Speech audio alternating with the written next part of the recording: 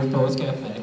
I want to thank Miriam Robinson, the Executive Director of the Brownsville Heritage House, for allowing us to be, for being so gracious to let us come here and hold the event here. We just have 3 basic rules. Number 1, before we really get started, silence your phones, please. All right.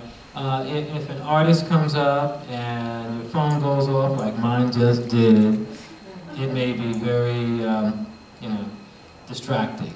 So we ask you just to silence your phones. Rule number 2, this is a serious issue that we're dealing with. Eric Gardner and Mike Brown and victims of police brutality. So tonight's event is not going to censor the poets. Normally we would say no cussing loud. Tonight we're going to say what you want to say, however you fucking want to say. You understand? And third, I have to ask the ancestors for permission to speak. So, may I have permission to speak? Thank you. I pay honor and homage to our ancestors. I never want to disrespect them. This place is holy, it's sacred ground. And I don't want to come in here and not be conscious of that, not respect them, not come up here and start cussing and acting a fool and take them for granted, take our struggle for granted. But tonight's it's a mature adult event. So, we've already checked with the executive director here and explained to the management of this beautiful place that we have something to say tonight. And however you want to say it, you go ahead and you say it. Because this brother got shot in the fucking head. You understand what I'm saying? Mike Brown got shot on the top of his head. So, I don't know how you can justify that. That angers me. When I think about this brother who was on his knees, witnesses saying that he raised his hands and he was surrendering. He says, okay, don't shoot. The police still shot him. And two of the bullets hit him in his head, one on top of his head. That's enough to get anybody upset, or a little angry to say the least, all right? So we're gonna keep it real tonight. I wanna read to you, before I introduce the MC for the night, I wanna read to you a poem that a brother of mine who lives in Namibia, Africa, his name is Nessie Shimawafeo. He and I have been corresponding for about a year. And I told him about this event that I'm holding tonight. He's a poet in Namibia, Africa. And he says, I have a poem I want to share with you, and I appreciate it if you would read it. So this is about a young lady by the name of Frida. Her name is Frida, and I promised Nessie, if you're filming this, Nessie, I promised you I would read this. So here we go. This is for Frida in Datipo. I hope I pronounced that correctly, brother. So she's a victim of police brutality. Frida wanted change and her story to be told. Now her bullet-pierced body lies in the streets, lifeless and cold. The bright sun of today was only supposed to slowly sink into the promised hills of gold. Frida was born into the struggle, being some hero's daughter. Your parents' sacrifice was not in vain, is what our leaders taught her. Now the same leaders are responsible for her innocent slaughter. I am shocked to learn that it is through police brutality that Frida died. Our Namibian Constitution clearly states it is a given right, and that the government shall protect every Namibian's life. Fighting to survive is all that Frida ever knew. Remember, even the liberation struggle was started by a few. You're killing my people, Mr. President. What will you do? Frida wanted change and her story to be told.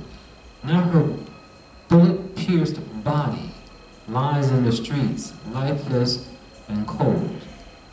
The bright sun of today was only supposed to slowly sink into the promised hills of gold. Does that sound familiar? Her bullet-pierced body lied in the street, cold. Big up to Mike Brown in Ferguson, Missouri. There is another poet who I love, and after I read this, I'm going to turn this over to the MC for the night. This is a poet I loved. He was a poet during the Black Renaissance of the 1920s. His name is Claude McKay. He wrote this poem that, I mean, just stops me in my tracks whenever I hear this or whenever I read this. And it's called, and it's very appropriate for this occasion. It says, "If we must die.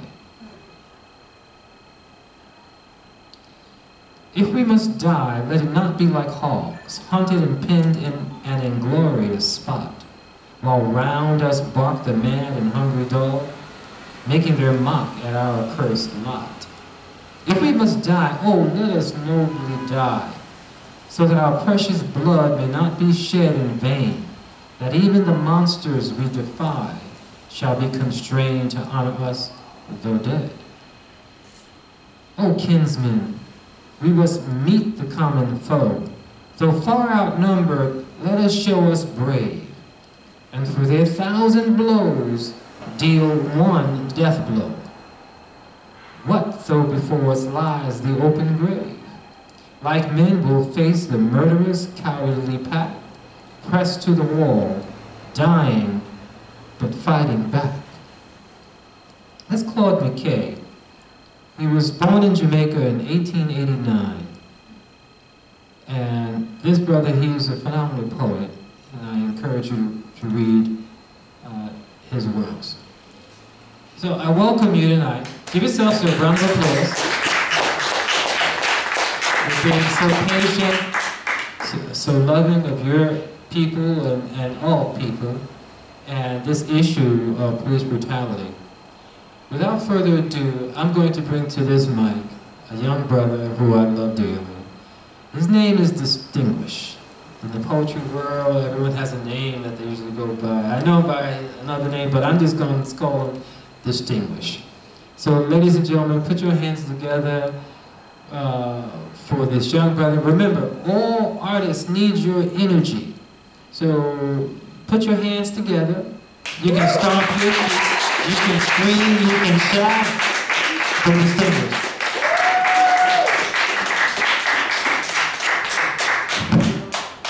Peace, family, what's going on? Yeah. All right, peace, hotep, assalamu alaikum.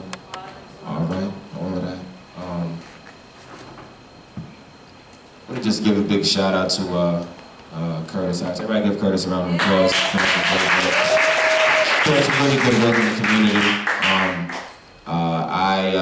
It's interesting. I met Curtis online through a hip hop artist named AR Styles. Me and AR, we do music together. And AR hit me in my inbox one day and said, "You know, I know you're not working right now. This brother has something that he's doing regarding poetry in the prison system. And a while ago, I always wanted to find some way to get into the prison system and try to speak to my brothers behind bars. And Curtis was that door in there. So I reached out to Curtis, and he said he'd been following my stuff for a while, so I'm trying to figure out who this guy is. So I go to his website, I start researching this guy. And he said he really liked what I was doing, and he saw I was a part of the poetry movement, Untamed Talent. Shout out to Untamed. And yeah, and we've been going to Rikers Island since July. I think the first time I went was July 19th, and the second time I went was August 2nd, and then we went back another time. Well, we were supposed to go back another time, and then we couldn't, but I know Curtis is working it out. So I'm just happy to be here. Happy to see some familiar faces, some new ones, and yeah.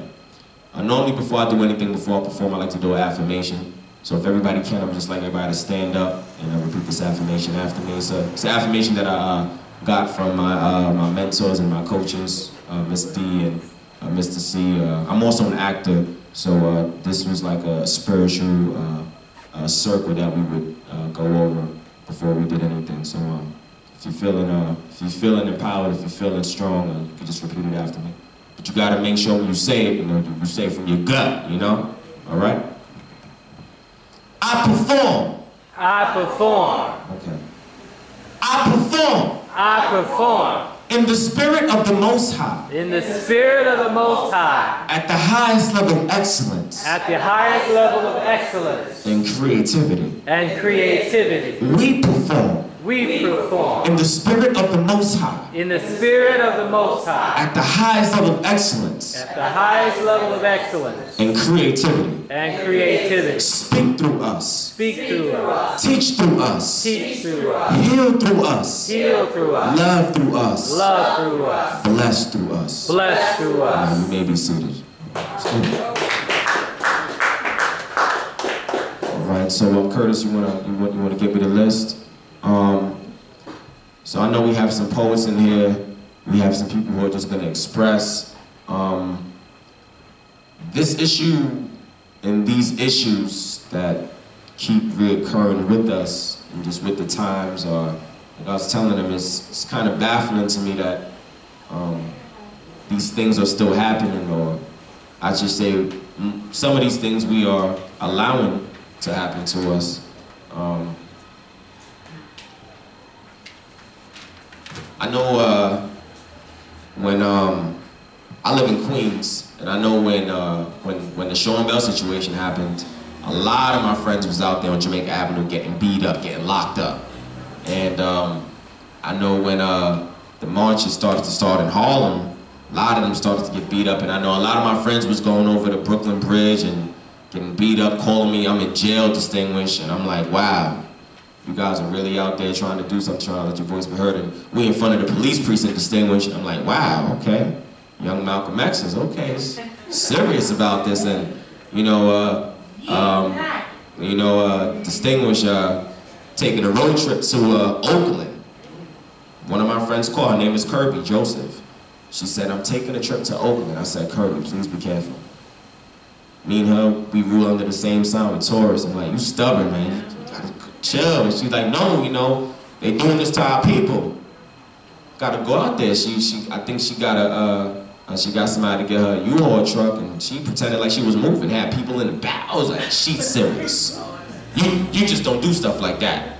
That was premeditated, like that Oscar situation, but we ain't gonna talk about that tonight. But yeah, all these things that's happening, I'm just trying to figure out, besides the poetry and besides the march and the rally, like, what are we really gonna do about it, We always talk about change and reparation, and we go to these events and we hear people talk, and, these people who are in positions to really talk, and to really sit in these meetings and really write these contracts and proposals, we listen to them, and I feel like a lot of times we put so much faith into them that we're taking some of that faith out of us, and I always stress, like in Queens where I'm at, if you see something or you hear somebody doing something, why don't you attend that meeting, or why don't you allow your voice to also be heard too, and instead of waiting for somebody else to do something for you. So I'm just glad to see everybody here, and this is not just gonna be, oh, we up here doing poetry, it's,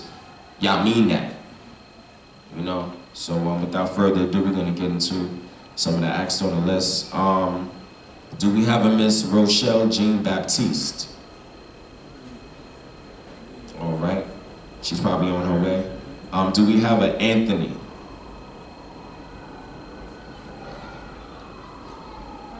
Everybody say, hey, Jassy. Hey, Jassy.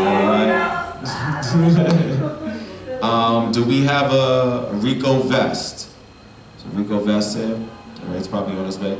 Do we have a Regina? The check marks usually. Okay. Yeah, this brother's here. John Logan.